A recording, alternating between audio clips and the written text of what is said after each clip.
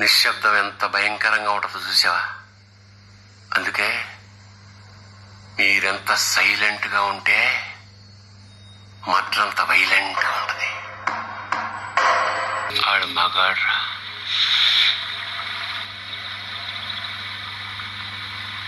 ఎవడన్నా కోపంగా కొడతాడు, లేకపోతే బలంగా కొడతాడు. ఈడేటా చాలా శ్రద్ధగా కొట్టాడు. ఏదో ఒక గోడ కడుతున్నట్టు, గులాబీ మొక్కకు అంటు కడుతున్నట్టు చాలా జాగ్రత్తగా పద్ధతిగా కొట్టాడురా. అది మగాడ్రా బుజ్జా. సైలెన్స్ అనేది చాలా డేంజర్ అయిన వెపన్. ఎందుకంటే మనము ఎప్పుడన్నా మన గ్రూప్ ఆఫ్ టీమ్ ఆఫ్ మెంబర్స్లో ఒక్కతను సైలెంట్గా ఉంటాడు. వాడు ఏం చేస్తున్నాడా, వాడి ఎజంప్షన్ ఏంటి, వాడు అసలు ఏం ఆలోచిస్తున్నాడు, రియాక్షన్ ఎలా ఉండబోతుంది, ఏ సంగతం మనకి ఎప్పటికీ కరెక్ట్గా అర్థం కాదన్నమాట వాడు. ఎందుకంటే వాడు ఎప్పుడు సైలెంట్గా మెయింటైన్ చేస్తూ ఉంటాడు. కానీ మనం ఏమనుకుంటే చాలా మంది అంటే అండర్ ఎస్టిమేట్ చేస్తూ ఉంటారు. అరే ఈ సైలెంట్ ఉన్నాడు, వీడు ఏం చెయ్యడులే అని చెప్పేసి మనం ఫీల్ అవుతూ ఉంటాం. కానీ వాడు ఒక్కసారి బ్లాస్ట్ అయ్యాడు అనుకోండి, ఆటోమేటిక్గా చుట్టుపక్కల ఉన్నాయన్నీ కొలాప్స్ అయిపోతుంది. అదే ఇప్పుడు ప్రస్తుతానికి మన ఇండియా మెయింటైన్ చేస్తున్న సైలెన్స్ ని బట్టి మనం ఆలోచన. కానీ అన్ఫార్చునేట్లీ కొన్ని కమర్షియలైజ్డ్ టీఆర్పీ రేటింగ్ గురించి కొట్లాడే ఛానల్స్ కొన్ని ఉన్నాయన్నమాట. ఎస్పెషల్లీ ఏంటంటే మన తెలుగు ఛానల్లో కొన్ని ఉన్నాయి. ఆ ఛానల్ ఏందో మీరు కమెంట్లో మాత్రం ఫర్ షూర్ గా చెప్పండి. ఏంటంటే వాళ్ళు డీటెయిల్ ఎక్స్ప్లెయిన్ చేస్తున్నారు వీళ్ళ ఎజంప్షన్ తోని. ఈవెన్ ఒక ఆర్మీ అఫీషియల్ చెప్పలేదు, ఒక ఆర్మీకి సంబంధించిన మినిస్టర్ చెప్పలేదు. కానీ వీళ్ళు విపరీతంగా రెచ్చిపోయి మరి పబ్లిసిటీ చూస్తూ పోతా ఉన్నారు. ఏంటంటే ఇది వస్తుంది, అది వస్తుంది, అక్కడ డిప్లాయ్ చేసినారు, ఇక్కడ డిప్లాయ్ చేసినారు. అవి చెప్పినారు ఎవరన్నా మీకు అఫీషియల్ గా?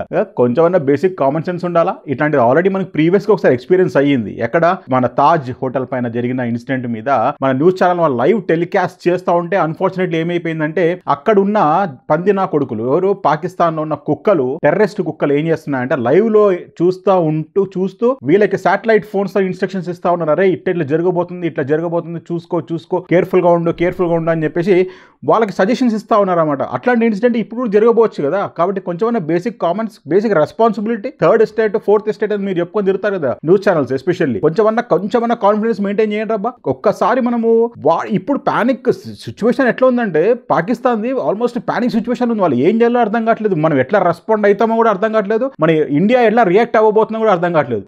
ఒక రేంజ్ లో ఏడుస్తా ఉన్నారు అన్నమాట. ఎస్పెషల్లీ చెప్పాలంటే ఇంటర్నల్ ఫియర్ అనేది బాగా ఎక్కువైపోయింది. వీళ్ళు ఏంటంటే పాకిస్తాన్ వాళ్ళు మొత్తం వాళ్ళు ఉన్న ఫోర్సెస్ అన్ని బార్డర్స్ కి డిప్లాయ్ చేస్తా ఉన్నారు, అది ఇది అని చెప్పేసి చెప్తా ఉన్నారు. ఓకే చేస్తా ఉన్నారు, చేయని. మన ఇండియా ఎట్లా రియాక్ట్ అయితే కొంచెమన్నా పేషెన్స్ తో వెయిట్ చేస్తా కదా మనకు తెలిసేది. మనం ఏం యాక్షన్ తీసుకోలేకపోతే ఆల్మోస్ట్ 15 రోజులు అయిపోయింది అబ్బా ఇన్సిడెంట్ జరిగి, 15 రోజులు అయింది.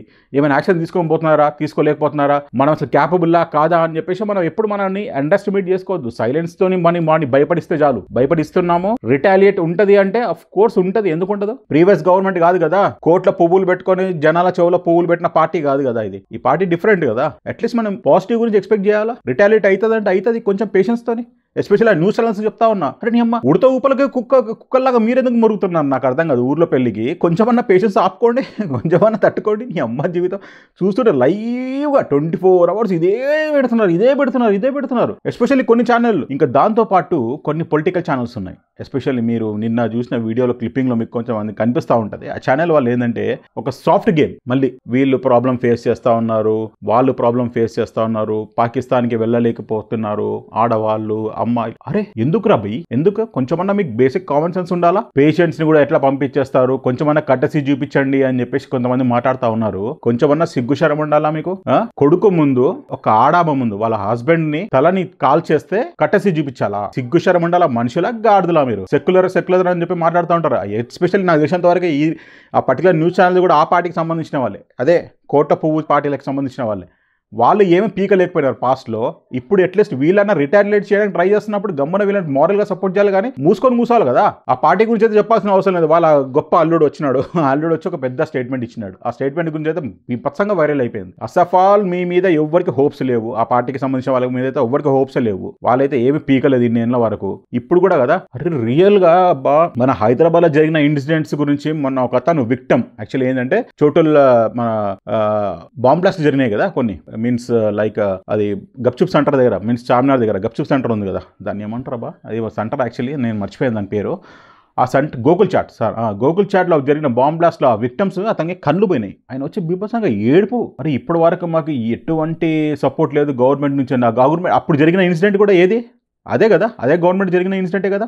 ఏంట్రా నాయన, కొంచెమన్నా బేసిక్ కామన్ సెన్స్ ఉండాలా, పేషెన్స్, ఓపిక పట్టండి. వారు అనగానే మనకి ఇన్స్టెంట్గా జరిగే పిల్లలాట కాదు కదా, ప్రతి ఒక్కటి ఆలోచించుకోవాలి. ఇంకా ఆ కుక్కలేంది, పాకిస్తాన్ కుక్కలు ఏం మాట్లాడుతూ ఉన్నాయి, వాళ్ళ అఫీషియల్స్ వాళ్ళ పార్లమెంట్లో మాట్లాడుతున్న కొంతమంది ఉన్నారు.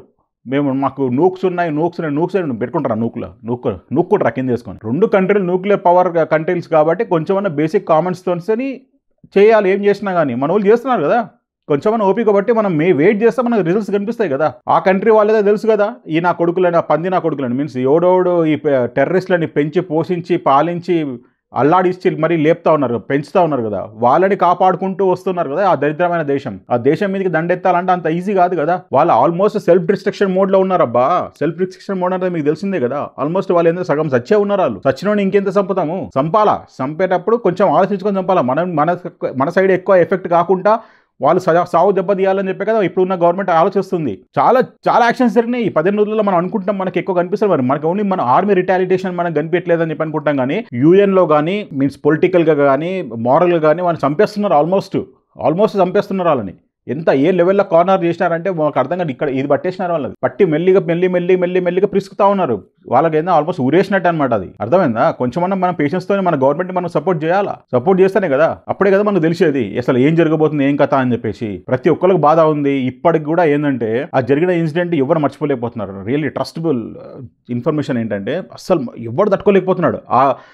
మన ఇప్పుడున్న గవర్నమెంట్ వాళ్ళు ఏంటంటే నార్మల్ కామన్ పీపుల్ పల్స్ వాళ్ళు చూసి మరి రియాక్ట్ అవుతా ఉన్నారు. ఈ ప్రీవియస్ గవర్నమెంట్ లాగా కాదు, సస్తా చచ్చిర్లే కొంతమందే కదా అని చెప్పేసి ఇంతమందికి ఇన్ని కోట్ల మందిలో కొంతమంది చచ్చిపోతే ఏం ఫరక్ పడుతుంది అన్నట్టు ఆ ప్రీవియస్ గవర్నమెంట్స్ ఉన్నట్టు ఫీలింగ్ కాదు వీళ్ళది. ఒక్కళ్ళు చచ్చినా కానీ చచ్చినట్టే ఫీలింగ్ అనమాట. సేమ్ ఇజ్రాయెల్ లాగానే ఈ రియాక్ట్ అవుతున్నారు కదా. మంచి రిలేషన్స్ మెయింటైన్ చేస్తూ ఉన్నారు కదా. కొంచెమన్నా మనం సపోర్ట్ చేయాలి కదా మన గవర్నమెంట్కి. కొంచెం పేషెన్స్తో సపోర్ట్ చేస్తే కదా మనకు తెలిసేది అసలు ఏం జరగబోతుంది, ఏ సంగతిని. సైలెన్స్గా ఉన్నవాడిని ఎప్పుడు అండర్ ఎస్టిమేట్ చేయొద్దు. వాడు ఎట్లా రియాక్ట్ అవుతాడో, ఏ వైల్డర్ వాడి రియాక్షన్ ఉంటుందో మనం అస్సలు ఎక్స్పెక్ట్ చేయలేము. కాబట్టి కొంచెం ఓపికతో తట్టుకొని కొంచెం ఆగండి.